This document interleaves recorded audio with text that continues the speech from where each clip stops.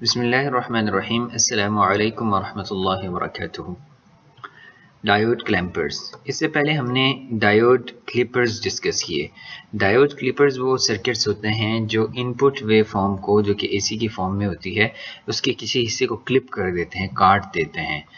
वो हमने देखा कि किस तरीके से उसके पॉजिटिव क्लिपिंग करते हैं, नेगेटिव क्लिपिंग करते हैं, फिर positive biased clipping, negative biased clipping करते हैं, ऊपर वाले हिस्से को नीचे वाले हिस्से को कैसे काटते हैं। अब ये दूसरी तरह के सर्किट हैं जिन्हें हम डायोड क्लैंपर्स कहते हैं, या इन्हें डायोड डीसी रिस्टोरर भी कहा जाता है। या इन सर्किट्स के ज़रिए से हम किसी भी वेव फॉर्म को के अंदर डीसी ऐड कर सकते हैं बैटरी के बगैर। वैसे आमतौर पर डीसी अगर आपने ऐड करना हो तो डीसी सोर्स लगाया जाता है, तो आप किसी वेव फॉर्म को शिफ्ट कर सकते हैं इस सर्किट के ज़रिए से। दो तरह की के क्लैंपर सर्किट होते हैं। एक को हम कहते हैं पॉजिटिव क्लैंपर्स और एक को हम कहते हैं नेगेटिव क्लैंपर्स। पॉजिटिव क्लैंपर्स का ऑपरेशन देखने के लिए उसके सर्किट देख लेते हैं कि ये इनपुट है, इसके साथ हमने ये एक कैपेसिटर लगाया है, and this is the trick. इसके ज़रिए से हम आमतौर पर डीसी ऐड करते हैं।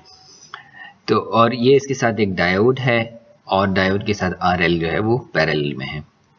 सबसे पहले हम इसका नेगेटिव साइकिल देखते हैं, क्योंकि नेगेटिव साइकिल में इसने चार्ज होना है। डायोड हमने इस तरीके से लगाया हुआ है कि पॉजिटिव साइकिल में डायोड रिवर्स बाइस होता है, और नेगेटिव साइकिल में रिवर्स डायोड जो है वो फॉरवर्ड बाइस हो जाता है।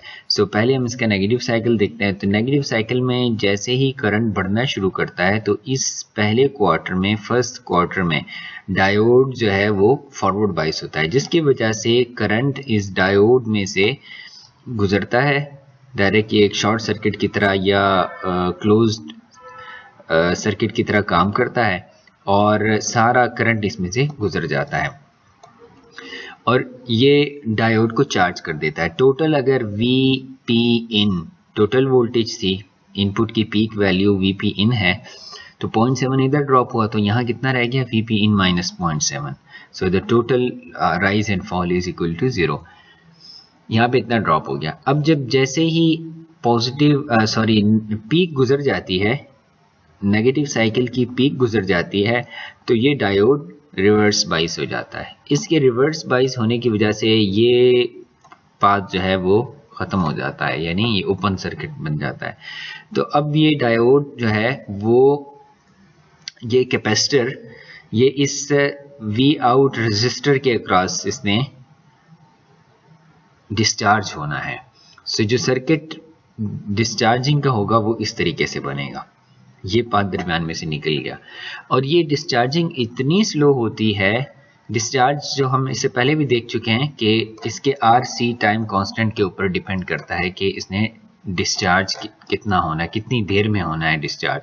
तो हम इस टाइम कांस्टेंट को बहुत ज़्यादा रखते हैं, यानी R और C के इस प्रोडक्ट को काफ़ी ज़्यादा रखते हैं, और normally this is 100 times the input wave form,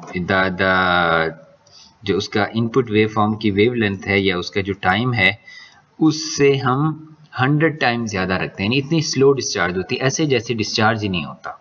जितनी देर में इसने 100 वेव फॉर्म गुजरनी है तब इसने डिस्चार्ज होना है, तो इतना स्लो डिस्चार्ज होता है। तो ये अपने बैटरी को, अपने इस चार्जेस को स्टोर कर लेता है, और जब अगली वेव फॉर्म होती है तो ये दोबारा से चार्ज हो जाता है। अगली वेव फॉर्म के साथ फिर ये वाला कैपेसिटर जो है ये मुकम्मल चार्ज हुआ होता है, और ये एक बैटरी के तौर पे काम करता है।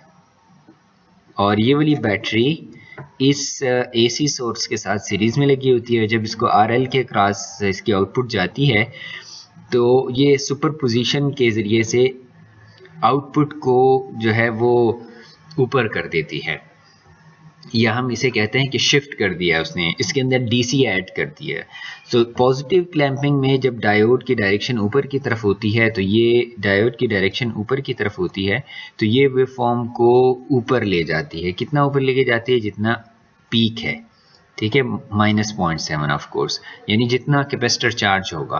तो जितना कैपेसिटर चार्ज होगा वो इतनी ज़्यादा पीक के ऊपर चला जाएगा, और टोटल वैल्यू कितनी होगी? वो almost double the input peak, लेकिन वो शिफ्ट हो जाती है। नॉर्मली वेव फॉर्म जो है वो 0 के ऊपर होती है, अब ये शिफ्ट होकर वेव फॉर्म ऊपर चली गई है। बिल्कुल इसी तरीके से नेगेटिव क्लैंपिंग भी होती है। पॉजिटिव पॉजिटिव क्वार्टर साइकिल में ये डायोड जो है वो फॉरवर्ड बाइस होता है, जिसकी वजह से ये कैपेसिटर चार्ज हो जाता है। कितना चार्ज होता है? Vp इन -0.7। और चार्ज होने के बाद अगले सारे क्वार्टर साइकिल्स में उस कैपेसिटर ने स्लोली डिस्चार्ज होना है। डिस्चार्ज किसके ऊपर डिपेंड करता है? RC टाइम कांस्टेंट के ऊपर। उसको हम बहुत ज़्यादा रखते हैं। It is even greater than 100 times the time period of the input cycle.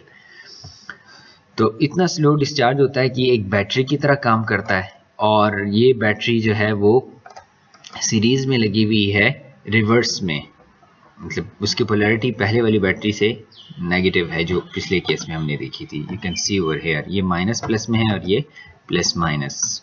तो जिसकी वजह से ये वेव फॉर्म को नीचे की तरफ शिफ्ट कर देती है। सो रूल ऑफ थंब क्या है कि जब डायोड की डायरेक्शन नीचे की तरफ होगी पैरेलल ओवरलोड के साथ, तो ये वेव फॉर्म को नीचे की तरफ शिफ्ट कर देगा। ये ऐसे ही काम करेगी जिसकी बैटरी लगी हुई है, और ये बैटरी जब RL के साथ सीरीज में लगी होती है तो वो उसकी वेव फॉर्म को शिफ्ट कर देती है। तो that's why we call it DC restorer.